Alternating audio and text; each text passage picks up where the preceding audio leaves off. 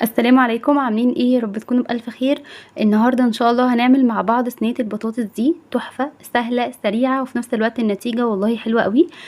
باذن الله هتعجبكم جدا. ما تنسيش تعملي لايك وتنوريني باشتراك في القناه وتفعلي الجرس على كلمه الكل عشان باذن الله يوصلك اشعار باي فيديو جديد. ويلا بينا بقى نسمي الله ونصلي على الرسول ونشوف الطريقه مع بعض. اول حاجه البطاطس قطعتها حلقات بالشكل ده، بصوا، ولا رفيعه قوي ولا سميكه قوي، يعني متوسطه كده زي ما انتم شايفين معايا.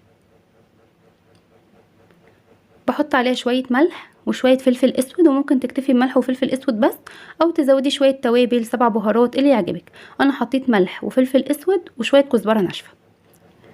وهقلب بقى البطاطس معاهم بايديا كده كويس جدا، هشربها يعني من التوابل كويس قوي. وطبعا شوية الملح اللي احنا حطيناهم في الاول دول وقت التسوية بتقدري اللي انتي تدوقيها وتظبطي الملح زي ما انتي حابة. قلبتها كويس جدا بالشكل ده. بعد كده بقى بصوا، مفيش اسهل من الحركه اللي احنا هنعملها دلوقتي. انا معايا قرن فلفل رومي، الفلفل ده كان اخضر بس حطيته في التلاجة بقى احمر، تمام كده، يعني ده اصلا فلفل كوبي اخضر. تقدري تستخدمي فلفل كوبي اخضر عادي، وكمان تقدري تزودي فلفل حامي على حسب رغبتك. كل ده في الخلاط. معايا بصلايه وطماطم و3 فصوص توم وقرن الفلفل اللي هو الرومي ده، وهضرب كل ده كده في الخلاط. تمام، هحط ميه كده لحد نص الخلاط وهبدا ان انا اضربهم مع بعض. مش بحب اقطع البصل ولا اقطع الثوم ولا اقطع الفلفل، لا، اضربي كده كله في بعض. واصلا عصير الطماطم ده من قبل ما يتسبك بتبقى ريحته رهيبه، بتبقى ريحته حلوه قوي. انا بضرب كله مع بعض، البصل والثوم والفلفل والطماطم زي ما انتوا شفتوا معايا. اعتقد مفيش اسهل ولا اسرع من كده.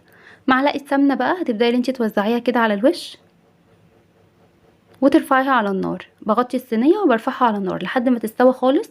ولو اتشربت الميه دي او الصوص اللي فيها وحسيت ان هي البطاطس لسه ما استوتش، بقدر ازود لها كوبايه ميه كمان لحد ما تستوى معايا. اقوم واخده الصينيه وحطها تحت الشوايه عشان تاخد بقى احلى لون. وبجد البطاطس اللي بتبقى واخده لون كده تحت الشوايه بيبقى طعمها حلو ومميز قوي. بس هنا بقى البطاطس بصوا كده بدات اللي هي تغلي معايا، هسيبها بقى لحد ما تستوى خالص. ببقى يعني نار متوسطه. تمام. بس وبعد كده بعد ما استوت دخلتها الشوايه وبقى ده شكلها. بجد تحفه، شكلها حلو، طعمها تحفه. هتعجبكم جدا، كمان بسيطه وسهله قوي وانتي بتعمليها، مش هتاخد معاكي اي وقت. لو عجبك الفيديو اعملي لايك واشتراك للقناه وفعلي الجرس على كلمه الكل. والسلام عليكم ورحمه الله وبركاته.